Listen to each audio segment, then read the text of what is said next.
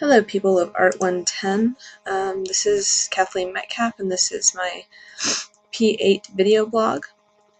Okay, so this week, my group, the Kim Dwinell group, we've just been working on our gallery, our virtual reality gallery installation. We're working on basically a giant surfboard. That's going to be the main architectural piece of our gallery, and then basically we'll have shelves made out of fins, making 4 different levels with glass walls around each fin to make walls for the artwork. And then the top floor will hopefully be able to not just do stills, but have some YouTube clips from some of Kim's animation projects, because she worked on a couple of different Disney movies, including Tarzan and Mulan and Hercules and Swan Princess. There's a throwback. Anywho, sorry, I'm a little tired. My brother got married yesterday, and so this whole weekend's been pretty nuts.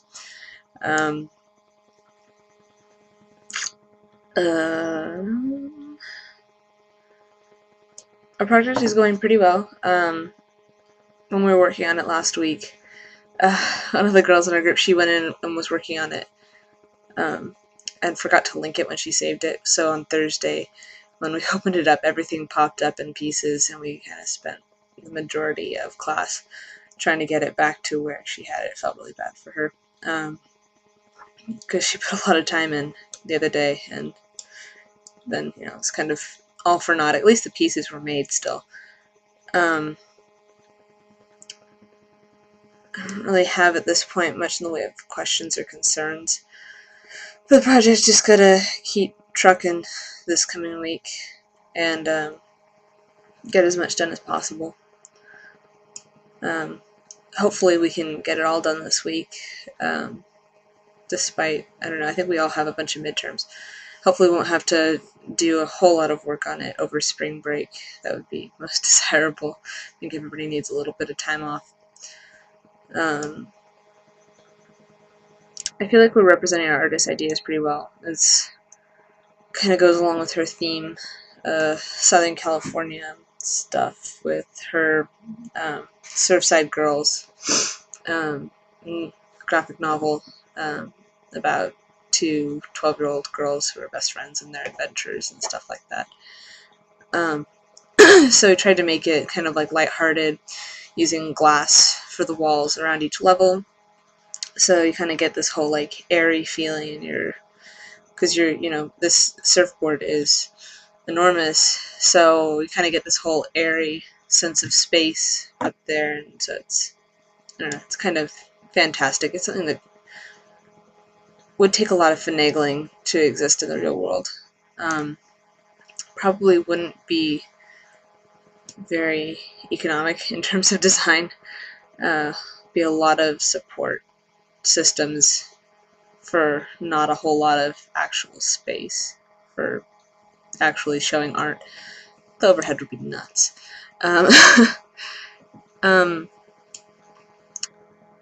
I'm kind of excited for actually getting pieces into our gallery, just about how we're going to arrange things and how it's actually going to start looking. At this point, we're still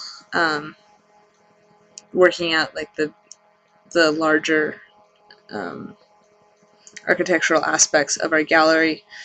So I'm hoping we're creating a compelling immersive experience, but it's kind of hard to tell when you're still in the construction phase. At least we have like when you approach the gallery, it's definitely a clear message that this is going to be something that's fun and young and sort of adventurous in some way or another. Something that's beach-oriented, definitely. As much of her work is. A lot of her illustration work is pretty whimsical, kid-oriented, definitely beach-oriented in many aspects.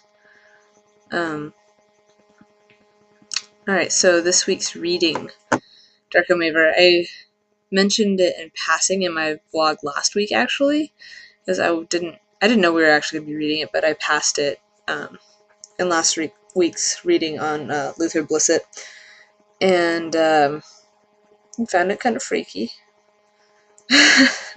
Rather really freaky, that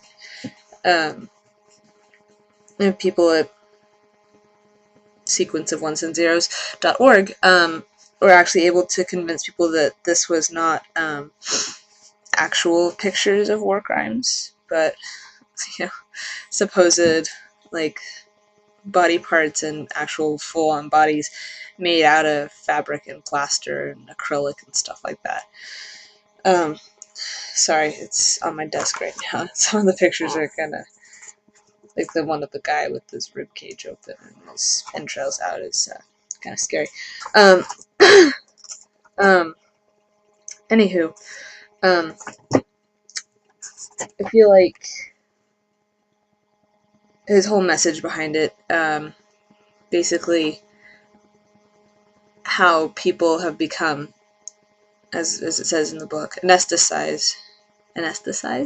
There we go, an extra S in there. Anesthetized to media, to various states of being, like with movies, how we see like dead bodies all the time, even though obviously they're fake or it's a lot of makeup.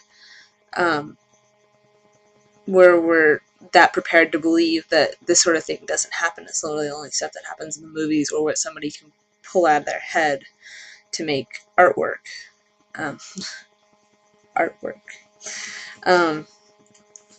Obviously, because this is, actual photographs. But, I don't know. I just thought it was really interesting how people were so gullible, I guess would be a good word, would so want to believe that people didn't do that sort of thing to each other when it really happens all the time, unfortunately. But, to an extent, people say happiness doesn't sell, but actual murder doesn't really sell either. At least, mass murder doesn't sell. Nobody likes hearing about that. Nobody likes reality, in fact. That's why fiction sells so well. But I think the questions that they ask in the reading, how can we connect art with life again? How can we recover from media-inspired numbness? I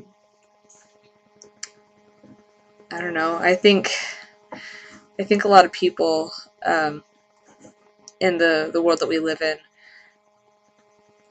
don't really express themselves all that much, and so when they see artwork, they expect like fine art or something that's really crazy, like, or convincing, something that obviously you wouldn't see anywhere else. It's like, really, artwork can be anything, but unless you can relate to it, it gets kind of lost. And that's how we end up with things like this, where people are so removed from events that fellow humans are going through that they don't even realize that it's actually happening or that it's real.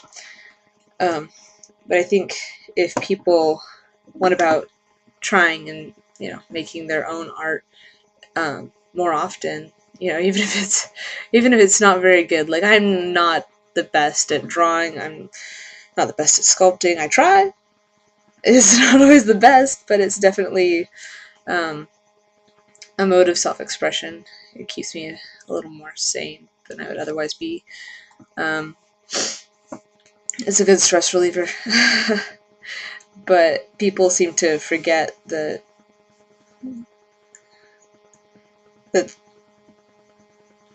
keeping everything inside is not always a good thing, and that, like, expressing themselves and seeing other people express themselves helps keep people related to each other and helps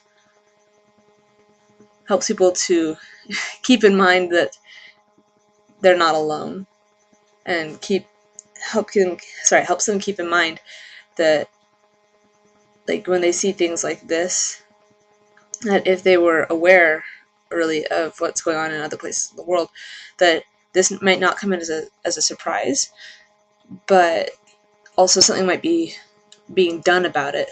There might be, more people helping each other, more countries providing aid to each other, or very possibly more people who are directly involved in the situation somehow resolving it, I guess, in a way that's not obviously as confrontational, violent, destructive. Because honestly, when you do completely understand another person's point of view, this sort of thing doesn't happen. Because it's really only when people stop communicating and stop talking that wars occur, and disagreements and arguments and violence escalates. Because if you can understand somebody else's point of view, and it's not something like that they actually want to attack you or have other motives of attacking you, then really there's no reason for it. But I don't know. Just the whole idea of then people becoming media, like numb to various forms of media, or from various forms of media. Sorry, I'm tired. I can't talk right now. People becoming numb via media. I don't know. I don't feel like it's like too much information. I feel like it's all the wrong sort of information. It's all geared towards us, towards the person who's reading it, as opposed to someone else publishing something, trying to get their own ideas across. Not necessarily trying to sell something to the reader, not necessarily trying to convince them to do or act a certain way, but at least to make them understand another point of view, another walk of life. I don't know. It's just something to think about. But yeah, so thank you for listening, and see you guys in class.